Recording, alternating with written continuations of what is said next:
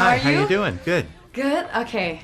First, I want to say congratulations for this movie. Thank you. It was amazing. I watched it last night. Thank you very much. And tell me, how do you feel to be a part of this Disney classic?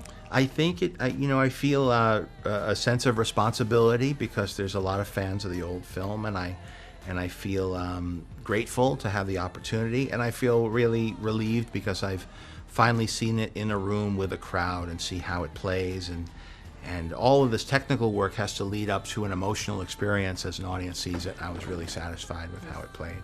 Well, I read that you and your team went to Africa to do some observation Sure, and research. sure. How was that experience, and how does it help doing the movie? Well, there were many trips to Africa. At first, I went there before I even knew if I had the job or not. And it was very difficult for me to keep my mind off of Lion King, waiting to hear if they wanted me to do it with them. Wow. Because everything you see reminds you of Lion King. And everybody that you're with on safari talks about Lion Kings. Every image there reminds you of something from the classic film. First, I want to say congratulations for this movie.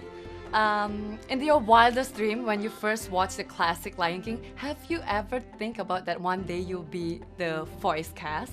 Never. No. Never, ever. It's still shocking. Shocking to see my name on the poster. Yeah. But so cool and so exciting, and I think people are really going to love the movie. How does it play to play these iconic roles in this Disney classic?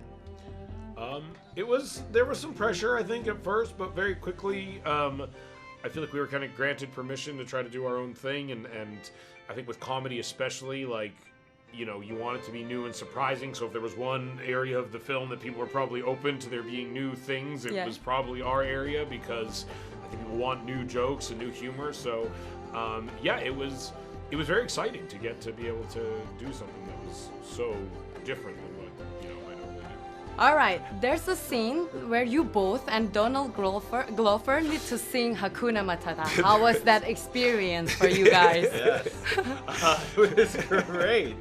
It was. Donald's amazing.